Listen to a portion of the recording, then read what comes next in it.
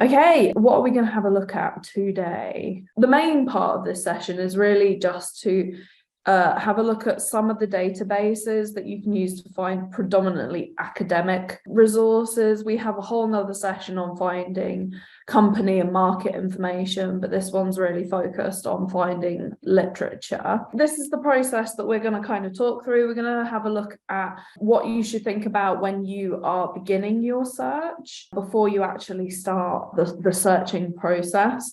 We're going to talk a bit about how you generate keywords, so what you actually search for. We're going to demonstrate a couple of database searches so you can see a few of these techniques in use. And then we're going to give a little bit of advice on evaluating the sources that you find. So the first thing, before you start searching, it's very tempting to, when you've got a question, particularly if it's a question that you're not really sure where to start, to just jump in and start typing random things. But it's really worth taking a little bit of time to think about your research question or your topic area and think about, can you actually summarize your idea in one sentence? Have you got a specific research question? Is it something you've come up with? Is it something that you've been given? And this is a really good step for just getting the idea in your head of what you're actually looking for, because it's quite easy when you're searching to get distracted by things. And one of the most important steps of beginning a search is generating keywords. So when we say keywords, these are the things that you actually type into Google Scholar, Business Source Ultimate, any of those databases that we'll be talking about. And they are really one of the most important aspects of any type of search. The better your keywords are, so the more suited they are to what you're looking for, the more likely you are to get the type of material that you need. So from the summary that we were talking about before, your short one sentence, can you pull out some keywords and phrases that you think you could use to begin your search? What are the key elements of your question that you need to look for? It can be really challenging to develop keywords, particularly if it's a topic that you're not overly familiar with. But if you can identify the sort of major areas, that will really help you with developing keywords to search for. So we've got an example topic here. We've carefully selected this topic so it doesn't apply to anyone's sort of essay questions and things, but it does demonstrate how you can break down the different elements of a research topic. So here we've got consumer attitudes towards sustainable fashion. It's quite obvious that there's two separate parts to this question: the sustainable fashion element and the consumer element. And the next thing that you'll need to do is think about how those concepts are described in different ways, depending on the type of information that you're looking for, whether it's academic, whether you're looking at kind of more popular sources, so you're looking in the news, if you're looking for online sort of social media and blogs. Different concepts will be given different types of keyword depending on the type. This can also change depending on where research is written. So particular countries might use different language to describe the same concept. You'll get spelling differences, particularly if you're looking for US research. You might find fewer U's and a few more Z's than you're used to in the UK. But this is a really good way of sort of, you need to brainstorm what you're actually going to search for. So these are some of the keywords that we found that related to sustainable fashion and consumers. At the moment, we're not worrying about whether these relate to both of these topics. They are completely separate at the moment, and it is just a list of terms that we could use to search for our particular topic. Here are a few general tips and tricks for generating keywords. This is what we do when people email us with literature questions. So you want to use synonyms to broaden your search. What other terms might an author use to describe a topic? You might want, if you found one useful article, you might want to see what other terms an author's used to describe some of your your topics. You're going to need to think about acronyms and abbreviations. You can search by both the acronym and the full term. Depending on whether you're searching just titles or titles and abstracts, you will find that sometimes people will use the acronym and sometimes people will use the full term. So it's not going to hurt you to look for both of them. Look at both technical and common terms. So if you are looking at academic material, so journal articles, technical papers, you're going to likely find that a lot of the keywords used are those very subject-specific technical terms. But if you're also interested in other types of resource, so popular resources, as we call them, you might want to look at what we call them lay terms. So what people who are not specialists in the area, how they describe a particular topic. Do keep a list of the keywords that you have developed to plan your future searches. And also it really helps if you need to write up a methodology section for a big project and you need to show you're working as to how you researched a topic. If you've recorded your list of keywords, it's going to really help you do that. Otherwise, you might struggle to think, oh, I found this article, but I can't remember what I searched for to find it. And it makes it very difficult to redo a search again. And don't forget about international spelling, as I mentioned before. So where to start?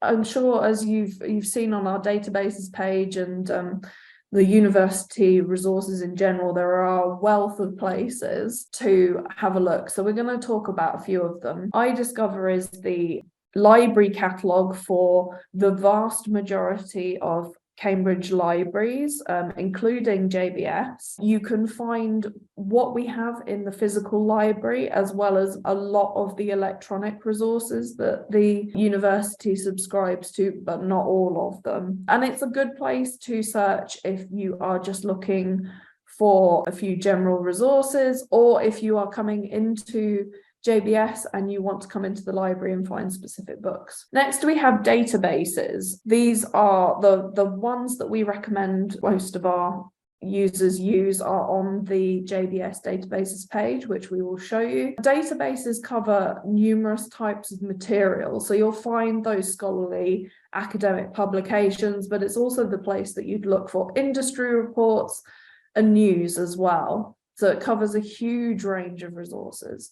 And then finally, we've got Google Scholar and Google itself as places that you can look for both academic material, but also grey literature. If you're looking for government papers or reports, those are places that you can look. So we're going to demonstrate all of these places and hopefully show you some of the strategies that we employ when we do searches. Okay, so search strategies. When we talk about strategies for searching, it is pretty much how are you going to perform your search? And this, you can think, oh, well, I'm going to start this way and I'm going to do it this way. But the likelihood is, depending on the results of an initial search, you may end up changing strategy partway through. So there's three main techniques that are used for literature searching. There's a top-down approach, which is when you search for a broad subject, and then once you've done your initial search, and if you've searched for a very broad term and you've got thousands and thousands of results,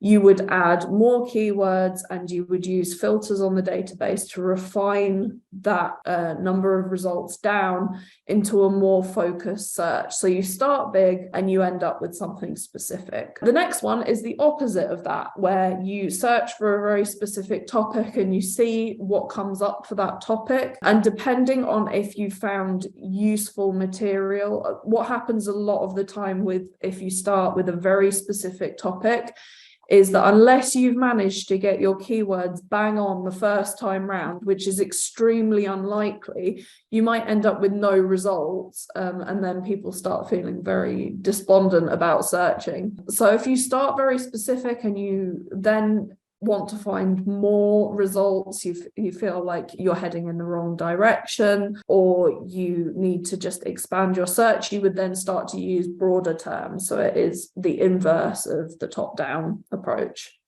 The other approach that is very popular is what we call a citation trail.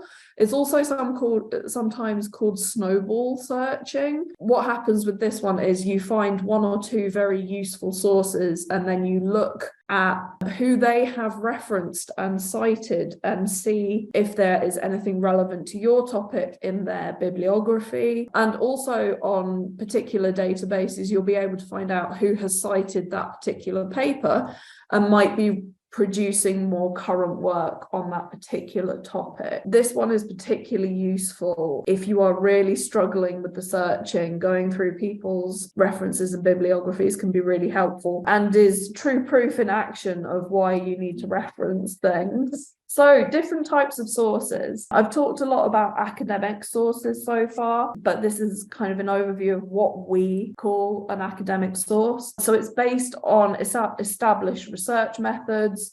It will have a methodology section telling you how the data was collected and what sort of school of research it's based on. It will hopefully be peer reviewed. Most of the academic sources that you'll want to look at peer reviewed items. This means that it's been through a board of specialists who have reviewed the research and deemed it to be of a high quality. The sources are cited, but also use citations and references. You might find that language is academic. It can be quite dense. It might use a lot of technical jargon that's very specific to that particular topic. And it will generally, not everything includes all of these things, but generally it will include an abstract, so a short summary of what the paper is about, a literature review discussing the topic as a whole and an overview of it, what methodologies we used, a discussion of the topic, the results, and the conclusion. So you'll find examples of this in journals such as the Academy of Management, but also books published by large university presses and things like that. You'll find academic sources on the specialist databases such as Business Source Ultimate, ABI Inform, but also on Google Scholar and iDiscover as well. So these are the databases we have listed on our databases page for finding academic sources. You'll also find, whilst looking through your reading lists, we link to lots of materials through this. We're happy to help you navigate these if you need a hand, but we will be demonstrating a couple of them anyway. So this is the databases page. We'll be showing you the live version of this shortly. I'm sure it's familiar to all of you by now, but this is where you would find databases, those academic databases. The next up, we've got what we call popular sources. So these are not necessarily journal articles, these are other types of source. So popular sources are written by staff or freelance writers, generalists. They're not always attributed. Sometimes the author will just be listed as a publication.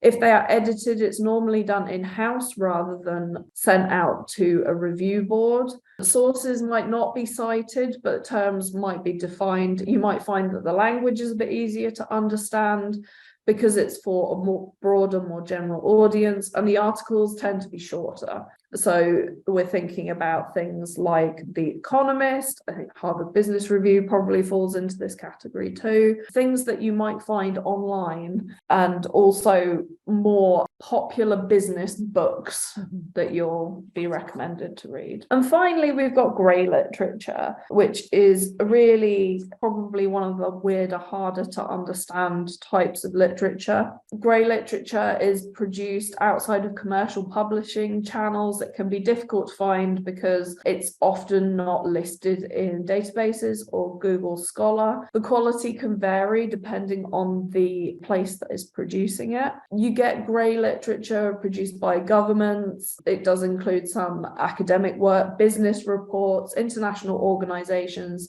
or industry boards. It includes things like white papers, preprints, patents, annual reports. Those PDFs that you'll find navigating Google all come under grey literature. And this is a summary of where you can find these different types of sources. You'll find the databases are the place really to look for academic sources. Popular sources, you'll be able to find through databases such as Factiva for news stories, but also some databases do also index popular literature. So you'll find Harvard Business Review through our databases.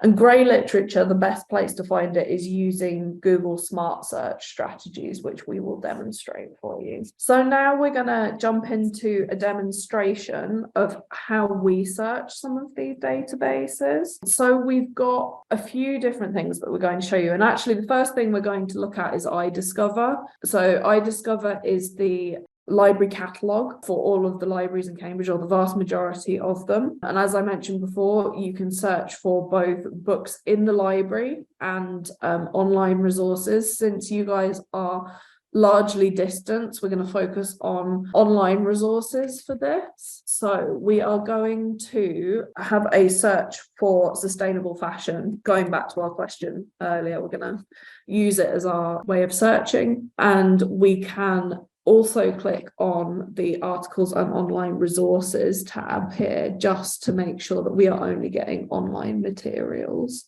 rather than looking for books in libraries that you might not be able to get to at the moment. And what you'll see is a list of results which range in resource type.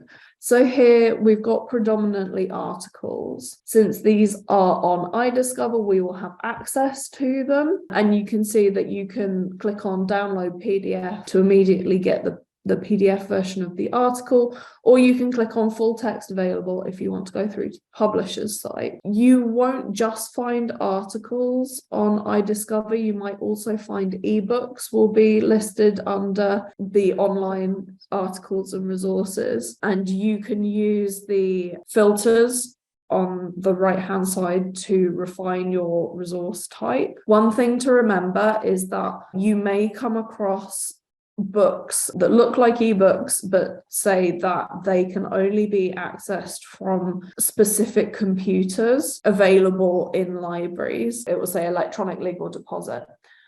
These books are a bit strange. They are part of the university's legal deposit system, where they can claim a copy of a book that's published in the UK, but due to space issues and things, now they can claim electronic versions of those books. However, they don't work like a normal ebook. You can only access them from specific terminals in particular libraries.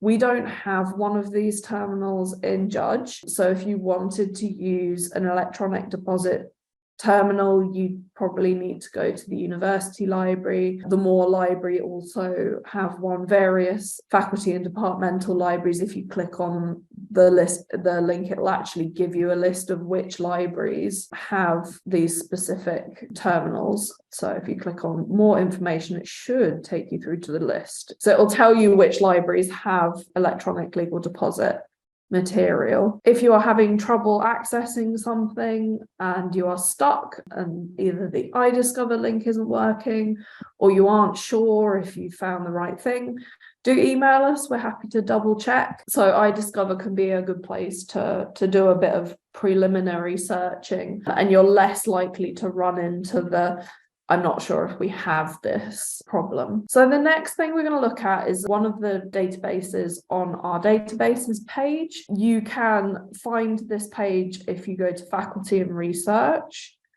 and then scroll to information and library services and click on databases. It's got its own special link in the tab because it's the most clicked on page on the website. It's really important when you are searching that you go from the databases page and that you don't Google the name of the database and then try and log in with your credentials. We have these links that give you easy access. It will ask for your Raven password, but then it will take you straight through. If you try and Google the name of a database and log in, it will cause you all kinds of problems. It's much easier to go through this process. So we've got two main databases that focus on journal articles, ABI Inform and Business Source Ultimate. We're going to have a look at ABI Inform for this one, but you can use the search techniques that we are showing you on both of these, and actually on Google and any other database that you use. So we're going to have a search just for sustainable fashion, not putting it in quotes or anything like that at the moment. We're just going to do a search. And you can see that we get a lot of results. In fact, I checked how many results there were yesterday so that I could update the numbers, and there are more, over 100 more results today than there were yesterday. So I don't know who's been writing overnight huge amounts on sustainable fashion. The first thing, this is obviously a sort of overwhelming number of sources to go through. It's not necessarily going to be all of the types of source that you want. We're focusing on scholarly journals here. So we're actually going to click on the scholarly journals link under source type, and that will cut out sort of blog posts, any news articles that have crept through, because we want that peer-reviewed, juicy, good quality literature to look at. So we've applied the filter of scholarly journals. There are more filters that you can use, but we're just going to stick with this for the moment. If you want to, you can limit to peer-reviewed specifically. If you want to ensure that everything has been peer-reviewed, you can click on that box. You can also change the date range of the articles that you're looking at. So if you only want the last couple of years on a topic, you can change that date range. This is really useful as well if you are looking at a topic where some kind of legislation came in on a particular date and you want to see the difference in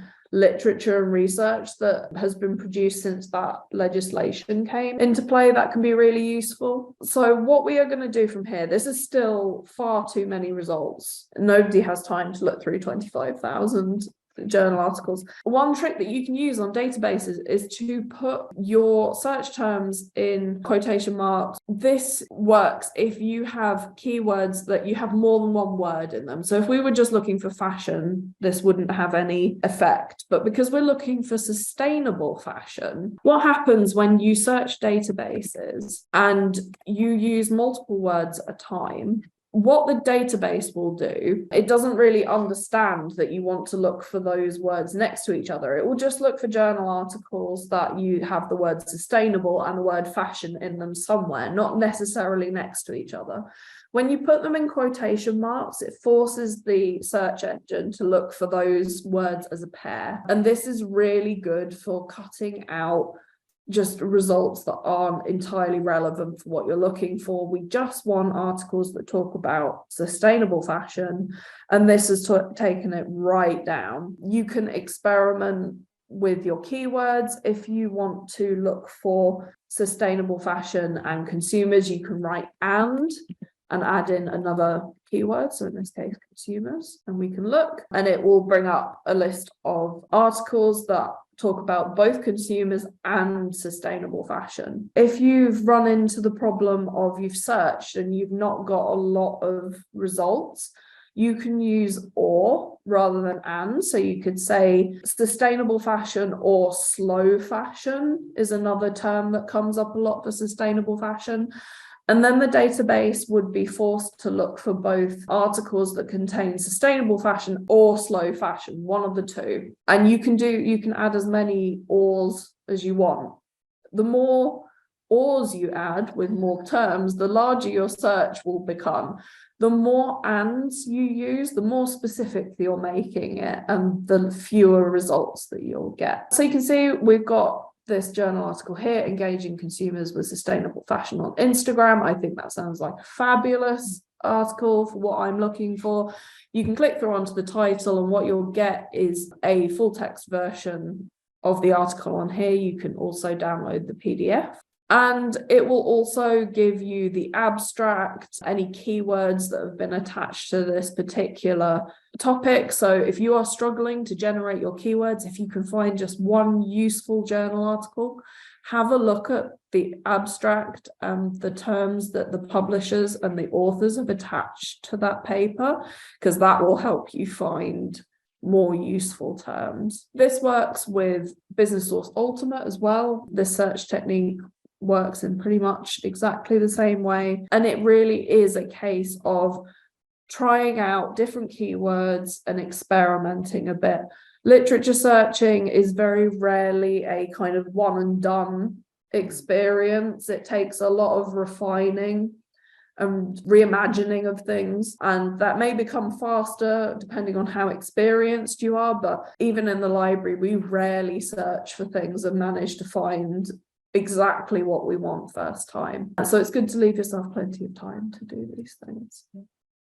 So that's how you would look on one of the academic journal databases, so ABI Inform or Business Source Ultimate. Another great place to look for academic content is Google Scholar. This one's particularly useful for social innovators or any class that are looking at topics which are interdisciplinary. So Business Source Ultimate focuses on business material. It's got it in the title. It's business, business, business. Google Scholar covers everything from business to healthcare to maths to geography, all of the topics. This is really good if you are searching for topics that maybe involve business or innovation, but also more of a sociology element to them, or sometimes even sort of a psychology element, which can come up quite frequently. When you are accessing Google Scholar away from Cambridge campus and you're using your own internet connections, to stop you from having to input your Raven password constantly, there's actually a little trick that you can do. So if you go to the 3 dashes and then go to settings and then click on library links and type in University of Cambridge and search, you will be given these options. Make sure you've got University of Cambridge eJournals at Cambridge clicked, and then press save. What this will do is when you do a search, you will then get an eJournals at Cambridge link next to the results, and you can click on that. And if we have access to that article, it will take you directly through. So you can click on it and see if we have access. If it is something that's freely available online, it will give you a link directly to it anyway. So here it's taken us to this like interstitial page, but then it's then taken us through to the PDF. And it will just mean that once you've entered your Raven password once, you won't have to keep entering it. It doesn't take very long, but it is kind of annoying. Google Scholar indexes lots of different types of material. You can often find book chapters on here because it kind of links up with Google Books. It's a great place for looking for journal articles. You can easily check to see if we have access online, and it is really good for that element of interdisciplinary research. And you can use the and or trick on here too. You can put things in quotation marks. Those tricks all work on Google Scholar. It works in pretty much the same way. You can filter again by date if you want only specific dates or only the most recent literature on something. It's a really good place to start, a good one to search if you feel like you're just not finding a huge amount, because it covers everything. It's where we tend to start our searches quite a lot of the time. So that's Google Scholar.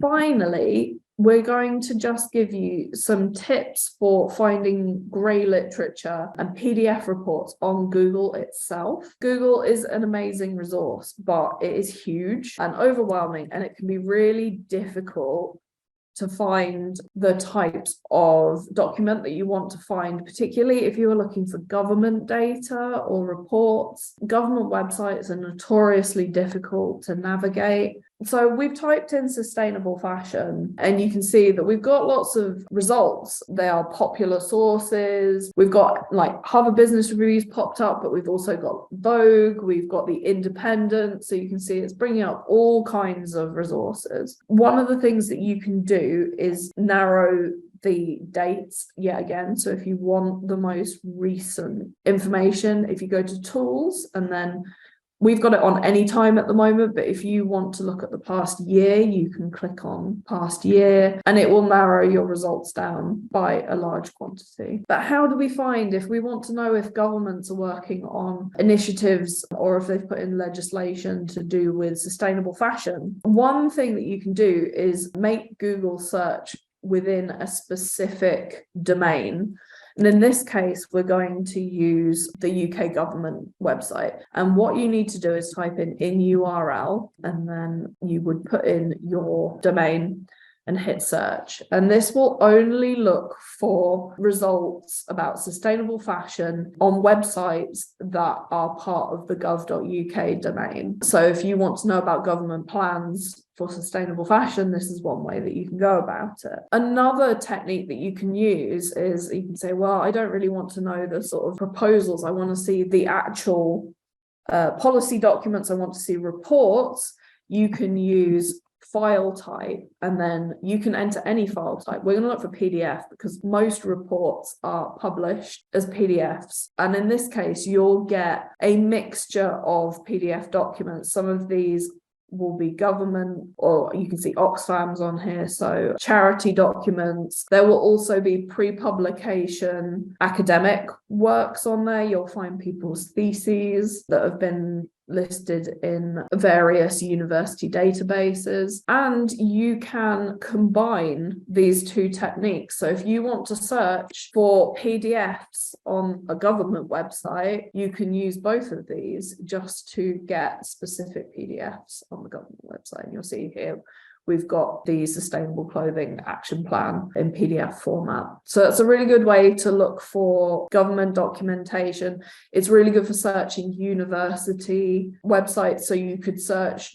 .cam.ac.uk and see if Cambridge had written anything on a particular topic. And if you do this fast enough, sometimes you will get asked if you are a robot and asked to fill in one of those captcha grids, because this is how robots search the internet. So it's quite an interesting way of searching. It's a good way to find those hidden PDFs. So those are the techniques that we use when we are doing searching. So hopefully at this point you found lots of amazing resources, but it is really important to check credibility. It is easier with things like peer-reviewed articles to know that they have a level of credibility to them because they go through peer review process, there's editing boards, they are vetted by specialists, but there's still things that you need to have a think about. So you want to think about questions like, who are the authors? Are they specialists in the area?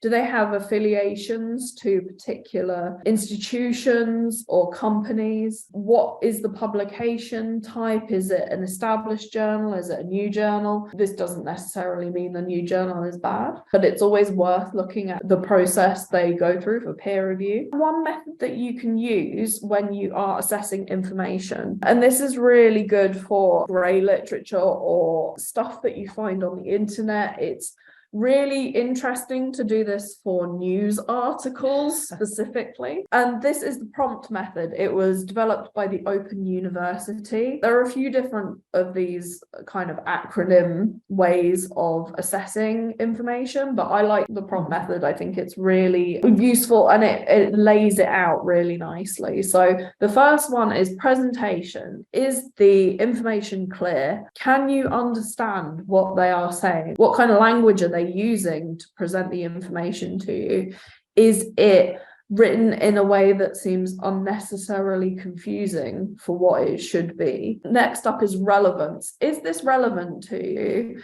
Is this going to help you answer the questions that you are asking? When you're reading through, are you able to pull out the information that you feel is relevant to your piece of work? Objectivity. Is there bias? Are they talking about specific concepts in a very specific way? Has the research been sponsored by a company? For example, if you are looking at information on the oil industry, research that is sponsored or conducted by Shell is going to have a very different slant on the industry to something written by, say, Greenpeace. So you do need to look at if anyone is sponsoring research, if it's written specifically by a company. Do they have an agenda? Is it balanced, or is it very obviously on one side? Are they upfront about their methods? Have they told you exactly how the data was gathered? Do their techniques check out? If it's a questionnaire or a survey, look at the amount of people that they actually asked. It's very easy to say 90% of participants agreed on something when they only talked to 10 people.